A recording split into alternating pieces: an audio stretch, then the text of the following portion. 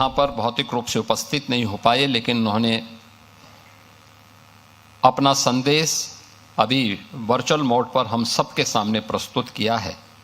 मैं उनकी इस शुभकामना के लिए उनके प्रति हृदय से धन्यवाद देता हूँ। मित्रों, जो हम लोगों ने अभी यहाँ पे कहानी देखी है और पढ़ी है और जिसके बारे में हमने अभी इस फील्ड से जुड़े हुए जितने भी कैप्टन हैं उनके विचारों को सुना है, वह हम सब के लिए एक नया प्रोत्साहन भी है और एक प्रेरणा भी। क्योंकि स्वाभाविक रूप से जो उत्तर प्रदेश की स्थिति थी, एक लंबे अंधकार के कालखंड से उभार करके जब हम लोग इस स्थिति में आए कि अब हम लोग आपके लिए सही मायने में एक लंबे समय के लिए रेड कारपेट को बनाए रख सकते हैं, तब हम लोगों ने आपको इस कॉन्क्लेव के लिए यहां पर आमंत्रित किया है। और इस पहले कॉन्क्लेव के अवसर पर जब उत्तर प्रदेश ने उसके लिए उस प्रकार की तैयारियां की हैं, पूरे होमवर्क करने के बाद हम लोग यहां पर आए हैं। मुझे याद है जब हम लोगों ने आज से 5 वर्ष पहले मैंने डॉक्टर जीएन सिंह जी से इस बारे में अनुरोध किया था कि वे उत्तर प्रदेश सरकार के फार्मा के एडवाइजर के रूप में अपनी सेवाएं दें, तो उनको शुरू में थोड़ा हिचकिचाहट थी। मैंने कहा आप आइए और जिस भी रूप में आप यहाँ पे हमारे साथ जुड़ना चाहेंगे हमें प्रसन्नता होगी। और उनको हमने जिम्मेदारी दी थी कि हाँ, आप इस प्रयास को थोड़ी भी गति देंगे तो उसका लाभ होगा। और इसके बाद हमारी ये कार्रवाई आगे बढ़ती हुई दिखाई दी, जिसमें हम लोगों ने ललितपुर में, क्योंकि ललितपुर हमें उस समय इसलिए चयन करना पड़ा था जैसे एनजीटी के प्रकोप से बचा करके हम लोग इंडस्ट्री को यूपी के अंदर लाने में आसानी से हमें एक आसान रास्ता हम उपलब्ध करवा सके। बहुत ही अच्छा प्राकृतिक वातावरण है, पर्याप्त जल संसाधन है। और ललितपुर के बारे में कहते हैं कि ललितपुर न छोड़ियो, यानी ललितपुर के बारे में ये कहा जाता है कि जो ललितपुर एक बार आता है तो उसके मन में हमेशा एक भाव रहता है कि ललितपुर को अब कभी नहीं छोड़ना है, क्योंकि वो बहुत अच्छा प्राकृतिक दृष्टि से भी और संसाधनों की दृष्टि से भी बहुत महत्वपूर्ण जनपद होने के नाते हम लोगों ने प्रदेश के पहले फार्मा पार्क के लिए वहां पे लैंड अधिग्रहित की और अब वहां पर उसे विकसित करके आवंटन की कार्रवाई को हम लोगों ने तेजी के साथ आगे बढ़ाना प्रारंभ किया। मेडिकल डिवाइस पार्क के लिए आपने देखा होगा कि जो देश का जो सबसे बड़ा इंटरनेशनल एयरपोर्ट, हम लोग इसी माह तक हम लोगों का प्रयास है कि हम इसे आदरणीय प्रधानमंत्री जी के कर कमलों से राष्ट्र को समर्पित करें। इसी से सटे हुए लगभग 350 एकड़ के एक क्षेत्रफल में हम लोगों ने मेडिकल डिवाइस पार्क के निर्माण के कार्यक्रम को आगे बढ़ाया है और तेजी के साथ इसे हम विकसित कर रहे हैं। आगे की उन संभावनाओं को लेकर के मुझे याद है जब कुछ वर्ष पहले आईआईटी मेरे पास आई थी, उन्होंने कहा कि हम मेडिकल के फील्ड में कुछ करना चाहते हैं। तो मैंने कहा आईआईटी को मेडटेक का एक सेंटर ऑफ एक्सीलेंस विकसित करना चाहिए। उन्होंने कहा हमारे पास इतना पैसा नहीं। हमने कहा राज्य सहयोग करेगा। मैंने उस समय के हमारे एडिशनल चीफ सेक्रेटरी और वर्तमान में एडवाइजर के रूप में कार्य कर रहे हैं श्री अवनीश अवस्थी जी, उनको मैंने कहा कि भाई आप आईआईटी कानपुर के प्रोडक्ट हैं, आप एक बार वहां जाके देखें तो इसके बारे में क्या हो सकता है। और वे गए और उसके बाद आईआईटी कानपुर के साथ मिलकर के हम लोग मेडटेक के एक सेंटर ऑफ एक्सीलेंस को विकसित करने के दिशा में हम लोगों ने उस समय कहा भाई हम राज्य की तरफ से 50 करोड़ देंगे।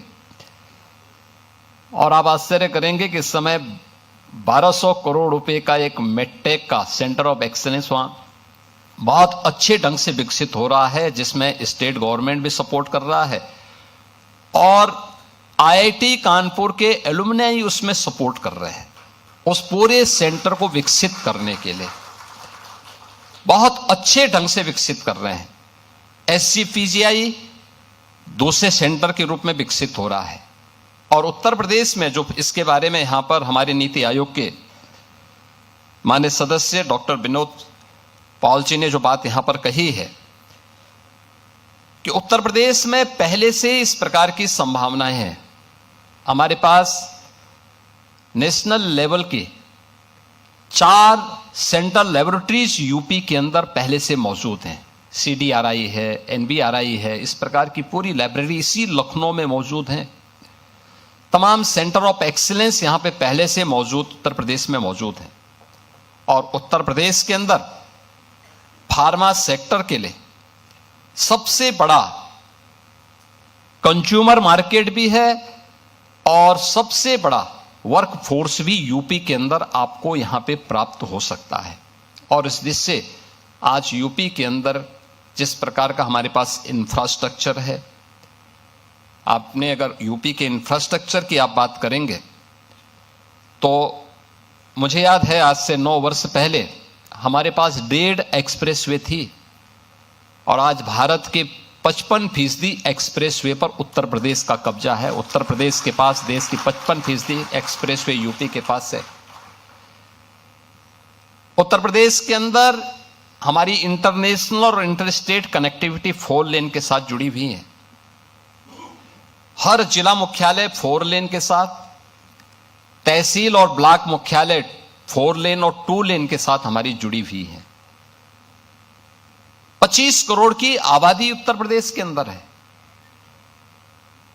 बेहतर कनेक्टिविटी है, पर्याप्त जल संसाधन है और इतना इंफ्रास्ट्रक्चर यानी रेल का सबसे बड़ा नेटवर्क हमारे पास, देश के अंदर सबसे अधिक सिटी में मेट्रो का संचालन, देश का पहला इनलैंड वाटरवे, देश की पहली रैपिड रेल और देश के अंदर सबसे अधिक एयरपोर्ट रखने वाला राज्य आज उत्तर प्रदेश है। मुझे याद है आज से 9 वर्ष पहले एक सपना होता था। मुझे अगर दिल्ली जाना होता था गोरखपुर से तो मुझे पहले गोरखपुर से लखनऊ आना होता था, लखनऊ से फिर मैं दिल्ली जाता था। गोरखपुर से लखनऊ पहुंचने में मुझे 6 घंटे लगते थे और फिर यहां से फ्लाइट पकड़ता था दिल्ली के लिए। आज यूपी की कनेक्टिविटी क्या है? आज कोई लखनऊ से गोरखपुर जाना चाहेगा तो मात्र 3 घंटे में पहुंच सकता है, यानी 6 घंटे की दूरी को 3 घंटे में की गई है। 4 लेन की कनेक्टिविटी से, हाईवे से भी और एक्सप्रेसवे से भी जुड़ा हुआ है। गोरखपुर से एक फ्लाइट चलती थी और वह भी कभी कभी, आज वहां से 14 फ्लाइट चल रही हैं, देश के अलग अलग सिटी के साथ जुड़ी हुई हैं। हमारे वर्तमान में 16 एयरपोर्ट क्रियाशील हैं। उस समय केवल 2 एयरपोर्ट हमारे क्रियाशील थे, 2 आंशिक रूप से थे। आज नए एयरपोर्ट बने हैं, 4 हमारे पास इंटरनेशनल एयरपोर्ट हैं, 5वां international airport Noida international airport इसी महीने हम लोग आदरणीय प्रधानमंत्री जी के कर कमलों से समर्पित करेंगे राष्ट्र को। यानी कनेक्टिविटी, इंफ्रास्ट्रक्चर का विकास और बेहतरीन निवेश के अवसर उत्तर प्रदेश के अंदर विकसित करने के बावजूद भी उत्तर प्रदेश देश के उन बड़े राज्यों में एक है जिसने अपना फॉरेस्ट कवर भी बढ़ाया है। ऐसा नहीं कि हम लोगों ने केवल भौतिक विकास के बारे में, हमने पर्यावरण को भी बेहतरीन ध्यान दिया है और उत्तर प्रदेश ने पिछले 9 वर्ष में अपने फॉरेस्ट कवर को भी तेजी के साथ विकसित किया है। अब उत्तर प्रदेश के अंदर पिक एंड चूज नहीं है, पॉलिसी पैरालिसिस की स्थिति नहीं है। आज उत्तर प्रदेश के पास अपनी 34 सेक्टोरियल पॉलिसीज हैं, हर एक फील्ड की अपनी पॉलिसी। कोई भी निवेशक आएगा सिंगल विंडो के प्लेटफॉर्म के माध्यम से हम उसे सुविधा उत्तर प्रदेश के अंदर उपलब्ध करवा रहे हैं। इंसेंटिव वितरण के लिए मैं स्वयं उसकी मॉनिटरिंग करता हूं कि अगर किसी निवेशक ने, किसी इन्वेस्टर ने यहां निवेश किया है तो पॉलिसी के दायरे में रह करके उसको हमने समय पे उसका इंसेंटिव दिया है कि नहीं दिया है, और फिर इसमें हर एक स्तर की जवाबदेही भी तय होती है। अक्सर होता क्या था कि सरकारें वायदा तो करती थी, लेकिन देने की जब बात आती थी तो उसमें कुछ न कुछ ऐसे लगुना लगा लेते थे कि वह कभी भी सुलझता नहीं था। हमने कहा भी नहीं, जब सरकार ने एक बार कह दिया है, बहुत बार होता है सरकार बदलती है, हमने कहा भी सरकार सरकार होती है, व्यक्ति बदलता है। किसी भी सरकार ने कोई पॉलिसी बनाई है उसका पालन करना अगले का दायित्व तो बनता है। किसी ने भी यहां पे तय किया हो, 2007 में तय किया हो, 2012 में तय किया हो, 2014 में तय किया होगा, अगर किसी सरकार ने तय किया है उसको हम लागू करेंगे। हमने उसको प्रभावी ढंग से लागू किया, नई पॉलिसीज दी हैं, पॉलिसी के दायरे में बिना भेदभाव के हर एक इन्वेस्टर को उसका इंसेंटिव भी समय पे हम लोगों ने उपलब्ध करवाया है। उत्तर प्रदेश आज जिस दिशा में आगे बढ़ा है, यहां पे अभी हमारे डिप्टी सीएम भी बता रहे थे, हम लोग जब आए थे हमारे पास निजी क्षेत्र के मेडिकल कॉलेज ज्यादा थे, गवर्नमेंट के कम थे। हॉस्पिटल्स की स्थिति बहुत खराब थी, बहुत दयनीय स्थितियां थी, और हम लोग तो उन परिस्थितियों से जूझे हैं, देखे हैं। लोग मरते थे, कोई पूछने वाला नहीं था, बीमारी से लोग तड़पते थे, और समाचार पत्रों में, मीडिया में आता था अज्ञात बीमारी से इतने लोग मर गए। बीमारी अज्ञात, आज के समय में भी अज्ञात थी। मुझे एक जनप्रतिनिधि के रूप में इस लड़ाई को सड़क से लेकर संसद तक लड़नी पड़ती थी। लंबी लड़ाई को हम लोग लड़े, और आज मैं कह सकता हूं कि पूर्वी उत्तर प्रदेश में और उत्तर प्रदेश के 38 जनपदों में इंसेफ्लाइटिस जैसी बीमारी को हम लोगों ने आज पूरी तरह समाप्त कर दिया है, पूरी तरह समाप्त किया है। यानी ये सरकार की नीयत साफ है, उसकी नीतियां हैं, हर एक व्यक्ति तक शासन की योजना का लाभ ईमानदारी के साथ पहुंच जाए। तो मेरा यह मानना है कि वह सब कुछ किया जा सकता है जो एक कॉमन मैन के मन में होता है। हम लोग इस बात को बोलते थे, जो जिन परिस्थितियों से उत्तर प्रदेश के लोग जूझ रहे थे, लोग बोलते थे कैसे ठीक होगा। हमने कहा ठीक होगा। ये उत्तर प्रदेश में आप अनुमान करिए 2012 से लेकर के 2017 के बीच में 900 से अधिक दंगे हुए थे। अनुमान कर लीजिए, कोई सिटी ऐसी नहीं थी जहां कर्फ्यू का दौर उस सिटी के अंदर न गुजरी हो। कोई उद्यमी, कोई चिकित्सक, कोई व्यापारी ऐसा नहीं रहा होगा जिसने गुंडा टैक्स न दिया हो। इस दौर में अराजकता चरम पर थी। यहां का युवा पलायन करता था, सरकार के पास कोई पॉलिसी नहीं थी। परिणाम क्या था? जब सुरक्षा नहीं होगी, जो पहले से उद्यम थे वह भी यहां से प्लान कर रहे थे, जैसे तैसे वे भागने के लिए मजबूर थे। यहां पे सब जुनेजा जी अपनी बात को कह रहे थे, ये उनकी अपनी पीड़ा थी, जहां उनका बचपन बीता। उस धरती को छोड़ना उनके लिए अत्यंत कठिन रहा होगा, लेकिन उनकी मजबूरी थी कि उन्हें अपनी सुरक्षा भी चाहिए थी। और केवल एक जुनेजा जी की बात नहीं थी, ये उत्तर प्रदेश के हर उद्यमी की, हर व्यापारी की, हर उस व्यक्ति की पीड़ा है जिसने उस दौर को देखा है, 2003 से लेकर के 2017 के बीच के उस दौर को देखा है, जब व्यापक कर्फ्यू में अपहरण के लिए, यहां पर अपहरण होते थे फिरौती वसूली करने के लिए। और उन स्थितियों में जब आदरणीय प्रधानमंत्री जी ने और हमारी पार्टी ने दायित्व मुझे उपलब्ध दिया था, तो हमें इस चुनौती का सामना भी करना था और हर एक नागरिक के मन में एक विश्वास भी पैदा करना था। स्वाभाविक रूप से यह हम पिक एंड चूज से नहीं कर सकते थे। हम लोगों ने तय किया भाई जीरो टॉलरेंस फिर सब पे बराबर लागू होगा।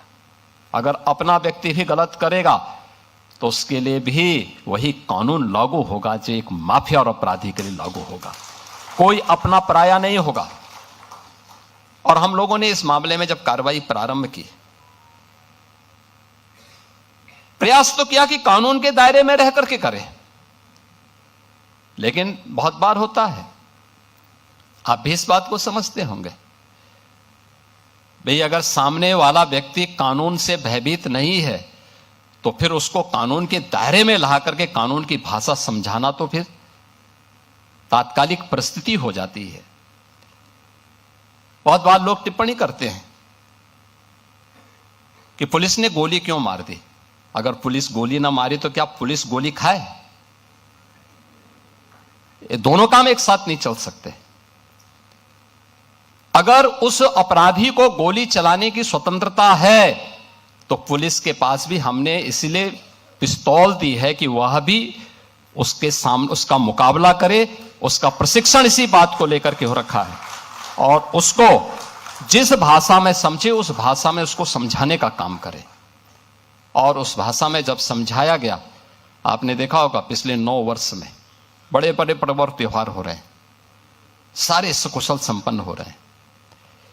कहीं कोई शांति भंग की बात नहीं करता है, कहीं कोई अराजकता की बात नहीं करता है, कहीं कोई फिरौती की बात नहीं करता है, कहीं कोई दंगा नहीं है, कोई फसाद नहीं है, कोई गुंडा टैक्स नहीं है।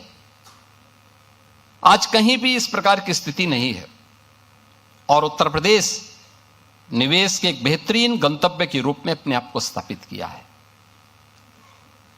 मुझे याद है जब मुझे पहला इन्वेस्टर समिट करना था तब हमारे औद्योगिक विकास के मंत्री आए थे। उन्होंने कहा था कि हम एक यहां पे अपना इन्वेस्टर समिट करना चाहते हैं।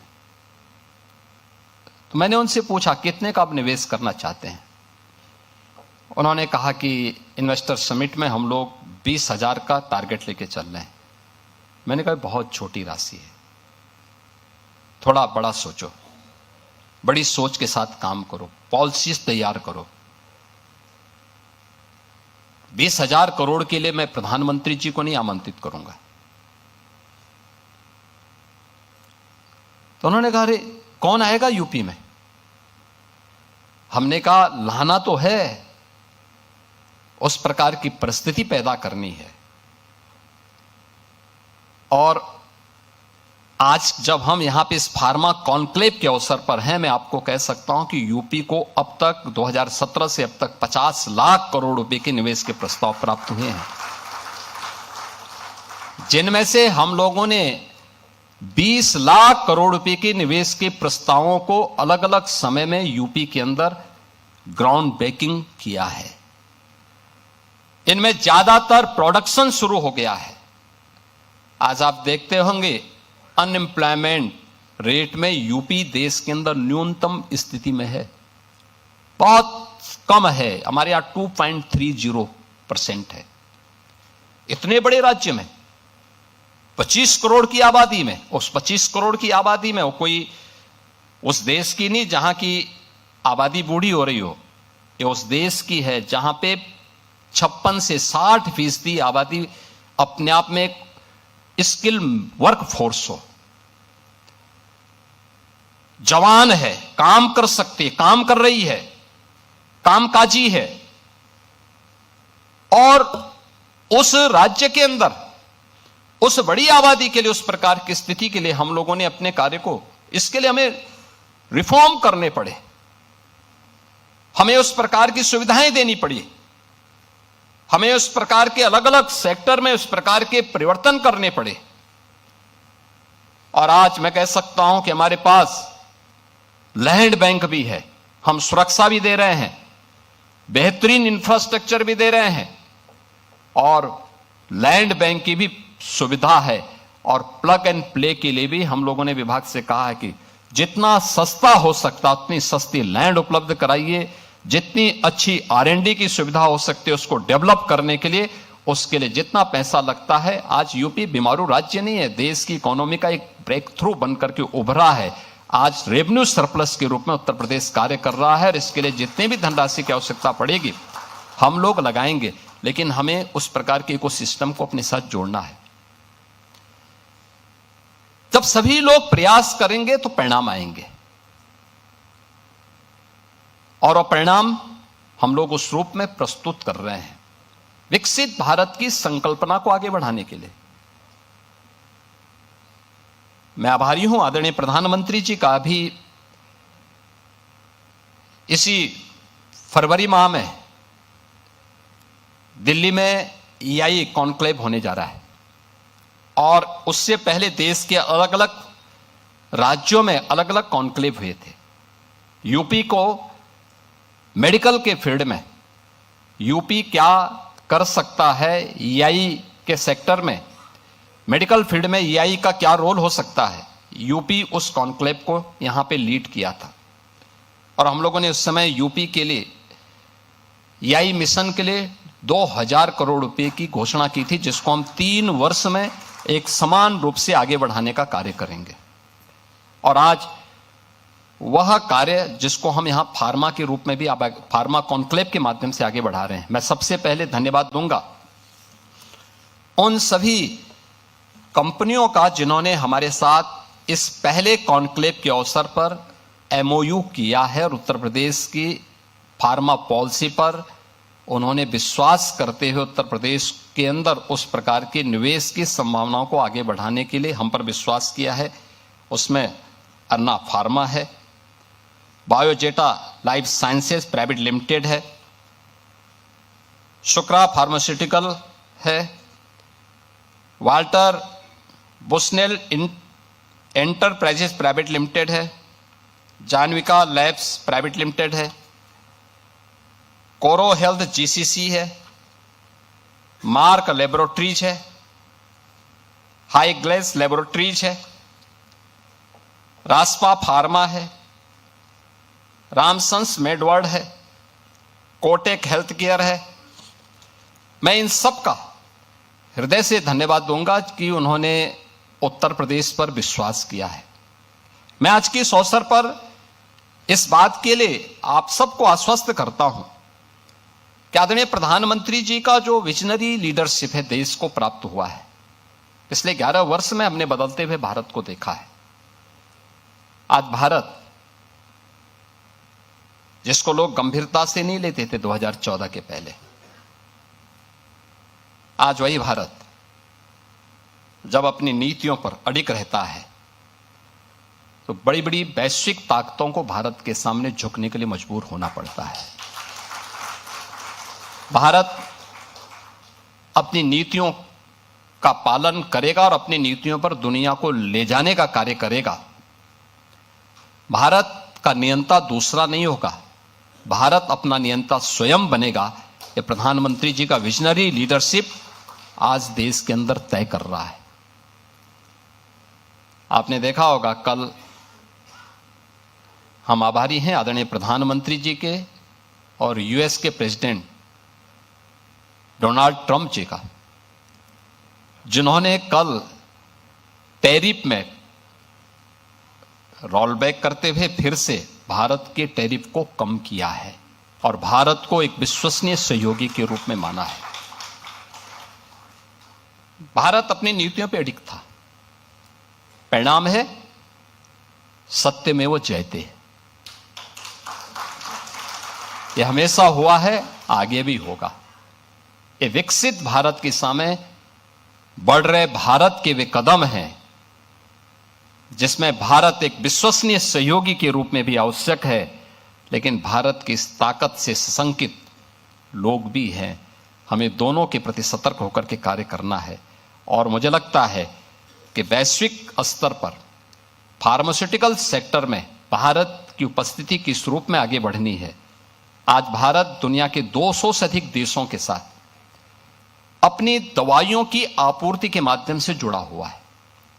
कोविड कालखंड में भारत की इस ताकत का एहसास भी दुनिया ने किया था, जब 100 से अधिक देशों को भारत ने कोविड वैक्सीन के रूप में अपनी मित्रता का एहसास कराया था और उन्हें उस समय के लिए उनके जीवन के लिए अत्यंत महत्वपूर्ण उस वैक्सीन को उपलब्ध करवाने में भारत का जो योगदान था वह हम सब के लिए अत्यंत महत्वपूर्ण था। आज मुझे इस बारे में आप सबसे कहना है कि यूपी की जब हम बात करते हैं तो यूपी के अंदर हमारे पास, जो मैंने पहले भी कहा, बेहतरीन इंफ्रास्ट्रक्चर है, लॉजिस्टिक एंड इंडस्ट्रियल जो एडवांटेज हैं वह भी उत्तर प्रदेश के अंदर आप सबको देखने को मिलेंगे, क्योंकि 9 वर्ष के अंदर जो हम लोगों ने प्रयास किया है, जो ये वातावरण बना है, हर एक निवेशक हर एक फील्ड में आकर के एक आत्मसंतुष्टि के भाव के साथ कार्य करता है। और उत्तर प्रदेश पहला राज्य मिलेगा जहां इंडस्ट्री में 0 पॉलिटिकल इंटरफियरेंस है। कोई नहीं, आप आइए निवेश करिए, कोई पूछेगा भी नहीं, आप करिए, सरकार से अपना इंसेंटिव लीजिए, आराम से सम्मानजनक तरीके से आप आगे बढ़िए, कहीं कोई आपके किसी कार्य में हस्तक्षेप नहीं करेगा, क्योंकि एक एक कार्य की प्रतिदिन समीक्षा होती है, एक एक कार्य को हम लोग स्वयं देखते हैं कि कहीं भी कोई समस्या ना होने पाए और किसी भी स्तर पर ना हो। आपने देखा होगा फैक्ट्री से लेकर फार्मेसी तक एक सीमलेस सप्लाई चेन नेटवर्क भी उत्तर प्रदेश के अंदर हम लोगों ने इस दौरान विकसित की है। और इन सभी कार्यों को देखते हुए एक बेहतरीन लैंड बैंक हमारे पास मौजूद है। आप आश्चर्य करेंगे, देखिए अभी हम लोग केवल ललितपुर से ही सटे हुए झांसी जनपद में बुंदेलखंड, झांसी बुंदेलखंड रीजन में हम लोगों के पास हम बीडा नाम का एक नया इंडस्ट्रियल जोन विकसित कर रहे हैं, एक नई सिटी विकसित कर रहे हैं, और इसमें एक साथ 56,000 एकड़ लैंड में ये बीडा विकसित की जा रही है। हमारे पास पहले से ही 25,000 एकड़ का लैंड बैंक पहले से मौजूद था। 2017 में जब हम लोग आए थे, उत्तर प्रदेश के अंदर कहीं लैंड ढूंढते हुए नहीं बनती थी, कोई लैंड नहीं मिल पाती थी, क्योंकि लैंड पर लैंड माफिया ने कब्जा कर रखा था। हमने भू माफिया टास्क फोर्स गठित की और मैंने कहा भाई 24 घंटे का समय दे रहा हूं, उत्तर प्रदेश के अंदर जिस भी सरकारी भूमि पर किसी भूमाफिया ने कब्जा किया है उसको तत्काल छोड़ दें। 24 घंटे के बाद जब हम कार्रवाई करेंगे तो उसको जमीन तो छोड़नी ही पड़ेगी, लेकिन साथ साथ उसने जो कमाई की होगी उसको ब्याज सहित हम वसूली करेंगे। आप आश्चर्य करेंगे, 65,000 एकड़ लैंड हमारी खाली हुई थी, 65,000 एकड़ लैंड, और वो हमारा लैंड बैंक बना था। उस लैंड बैंक में हमने निवेश भी करवाए और आज हमारे पास, आपने नोएडा, ग्रेटर नोएडा को देखा होगा, ये जितने भी हमारी अथॉरिटी हैं ये कुल हम लोगों ने इसको 46 वर्ष में विकसित किया 34,000 एकड़ लैंड में, और हम बीडा को विकसित कर रहे हैं 56,000 एकड़ लैंड में, और वह भी अगले 2 वर्ष के अंदर वहां निवेश होने प्रारंभ हो जाएंगे। लैंड आवंटन हमने शुरू कर दिया, कनेक्टिविटी हमने प्रारंभ कर दी, वहां एयरपोर्ट की भी सुविधा हम देने जा रहे हैं, सारी सुविधाएं उपलब्ध करवाएंगे, सब कुछ उपलब्ध कराएंगे। और इतना अच्छा जल संसाधन आपको कहीं नहीं मिलेगा, इतनी अच्छी कनेक्टिविटी, इतना अच्छा लॉजिस्टिक की स्थिति, अन्य सभी प्रकार की सुविधाएं ये मिलना अत्यंत कठिन होगा। जो रॉ मटेरियल के स्रोत भी सप्लाई चेन, मार्केट और वैल्यू चेन के साथ आज यहां पे स्किल है, साइंस एंड स्टार्टअप्स का त्रिवेणी भी आज यूपी के अंदर है। मैंने आपको बताया ना कि आईआईटी कानपुर में हमारा एक मिडटेक का और एसजीपीजीआई लखनऊ में हम सेंटर ऑफ एक्सीलेंस इस दिशा से विकसित करने जा रहे हैं। यूपी में आज के दिन पे रूल ऑफ लॉ है, यहां के कानून के साथ किसी को खिलवाड़ करने की छूट नहीं है, और अगर कानून को कोई व्यक्ति आंखें दिखाता है तो उसको फिर कानून अपने तरीके से उसको अपने दायरे में ला करके कानून की भाषा भी समझाता है। और यह आज उत्तर प्रदेश के अंदर है। उत्तर प्रदेश के अंदर हमारे पास डीरेगुलेशन रैंकिंग में उत्तर प्रदेश देश के अंदर नंबर 1 पर है। ईज ऑफ डूइंग बिजनेस में देश का टॉप अचीवर स्टेट के रूप में उत्तर प्रदेश है।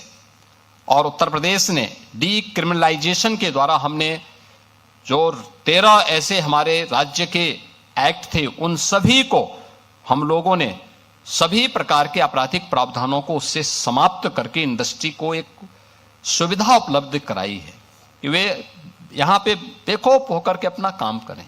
एमएसएमई सेक्टर में जो भी यहां निवेशक आता है 1000 दिन तक उसको किसी भी प्रकार की एनओसी से पूरी तरह हम लोगों ने मुक्ति दे रखी है। आप जाइए अपना निवेश करिए, 1000 दिनों तक होता रहेगा। बहुत सारे सेक्टर में हम लोगों ने इसको और भी सरल किया है और भी हम इसको सरल करने जा रहे हैं। 2017 के पहले उत्तर प्रदेश के अंदर कुल 14,000 हमारे पास यहां पे कारखाने काम कर रहे थे। आज इनकी संख्या 30,000 से अधिक हमारे पास इन 9 वर्षों में उत्तर प्रदेश के अंदर बढ़ी है। और ये चीजें दिखती हैं कि डबल इंजन की सरकार डबल स्पीड से कैसे चलती है, ये उत्तर प्रदेश के अंदर इंडस्ट्री के इस मॉडल के माध्यम से आप देख सकते हैं। हम लोगों ने इस दौरान बड़े पैमाने पे यहाँ पे जो निवेश हुआ है इसका ग्राउंड ब्रेकिंग किया है और लगातार अपने निवेशकों के साथ हमारा बेहतरीन संवाद है। एमएसएमई में 1 डिस्ट्रिक्ट 1 प्रोडक्ट आदरणीय प्रधानमंत्री जी की प्रेरणा से उत्तर प्रदेश ने लोकल को ग्लोबल कैसे बनाया जाता है, 1 डिस्ट्रिक्ट 1 प्रोडक्ट की उत्तर प्रदेश की स्कीम उस यात्रा का एक प्रतीक है। मोबाइल मैन्युफैक्चरिंग में 55% और इलेक्ट्रॉनिक कंपोनेंट में 60% देश का प्रोडक्शन अकेले यूपी के अंदर उसकी मैन्युफैक्चरिंग होती है। मैं आज के इस अवसर पर आप सबसे कहना चाहूंगा, फार्मास्यूटिकल और मेडिकल डिवाइस नीति के अंतर्गत हम लोगों ने यहाँ पे जो हम लोग सब्सिडी दे रहे हैं स्टैम्प ड्यूटी में, R&D और यहाँ पे एक्सपोर्ट के लिए भी उत्तर प्रदेश सरकार ने इसमें बेहतरीन इंसेंटिव की व्यवस्था दी है। FDI एंड फॉर्चून 500 की हमारी जो पॉलिसी है इसने भी FDI को आमंत्रित करने के लिए एक बेहतरीन अवसर उत्तर प्रदेश के अंदर यहाँ पे उपलब्ध कराया है। आज यहाँ पे हमारे पास तमाम अन्य सुविधाएं हम यहाँ पे विकसित करने जा रहे हैं और जिन बातों को लेकर के हम लोगों ने इस कार्य को आगे बढ़ाया है। आपने देखा होगा यूपी के अंदर दोनों freight corridor, eastern and western freight corridor दोनों यूपी से होकर के जाते हैं। दोनों का जंक्शन भी यूपी के अंदर ही दादरी में, गौतम बुद्ध नगर जनपद में है, जहां पे हम लॉजिस्टिक का एक वर्ल्ड क्लास सेंटर विकसित करने जा रहे हैं, जहां कार्य हमारा तेजी के साथ आगे बढ़ने जा रहा है। हम यूपी के अंदर तेजी के साथ अब तक हमारे पास 100 से अधिक फार्मा कंपनियां हमारे साथ यहां पे मेडिकल डिवाइस पार्क में जुड़ चुकी हैं और हमने वहां पे एक US FDA टेस्टिंग लैब स्थापित करने की दिशा में भी हम लोगों ने कार्य प्रारंभ किया है, जिसको हम तेजी के साथ आगे बढ़ाएंगे। आज मैं इस बात को कह सकता हूं कि जो यहां पर हमारे इस फील्ड के कैप्टन अपने प्रारंभिक उद्बोधन में कह रहे थे कि ललितपुर का ये फार्मा पार्क वास्तव में केवल एक फार्मा पार्क नहीं होगा, ये हब एंड स्पॉक मॉडल पर ही हम इसको डेवलप करने जा रहे हैं। हब के रूप में ललितपुर को हम करेंगे, वहां पे R&D की एक बेहतरीन फैसिलिटी हम लोग उपलब्ध करवाएंगे। लखनऊ में हम लोग आने, इसी के साथ ही इस हमारे अभी फरवरी 2nd वीक में हम लोग अपना बजट सेशन प्रारंभ करने जा रहे हैं, जिसके माध्यम से हम लोग लखनऊ में एक बेहतरीन एक वर्ल्ड क्लास फार्मा इंस्टीट्यूट के निर्माण की दिशा में हम आगे बढ़ रहे हैं। गौतम बुद्ध नगर में हम लोगों ने US FDA लैब्स की स्थापना के कार्यक्रम को तो हम आगे बढ़ा ही रहे हैं, साथ साथ वहां पे भी एक फार्मा पार्क की सुविधा को आगे बढ़ाने, बरेली और पूर्वी उत्तर प्रदेश में भी इस प्रकार की सुविधाओं को विकसित करने की दिशा में, नए फार्मा पार्क के विकसित करने की दिशा में हम लोग कार्य करेंगे। और मैं आज के इस अवसर पर आपको इस बारे में कह सकता हूं कि आज हम AI, genomics, telemedicine, prison medicine, deep tech, medtech, health take और क्लिनिकल रिसर्च को बढ़ावा देने के लिए उत्तर प्रदेश सरकार आदरणीय प्रधानमंत्री जी की प्रेरणा से पूरी मजबूती के साथ आगे बढ़ा है। मैं आज के इस अवसर पर अपने जितने भी हमारे रिलायबल पॉलिसी पार्टनर हैं उन सबको इस बारे में आश्वस्त करता हूं कि सरकार आपके साथ हर सम और विषम परिस्थितियों में खड़ी होकर के आपको, आपका संबल बनेगी, आपको हर प्रकार का सपोर्ट करने के लिए तैयार है। और उत्तर प्रदेश अपने हर एक निवेशक को SSS की गारंटी देती है, जिसमें सेफ्टी है, स्टेबिलिटी है और स्पीड है। इसकी पूरी गारंटी उत्तर प्रदेश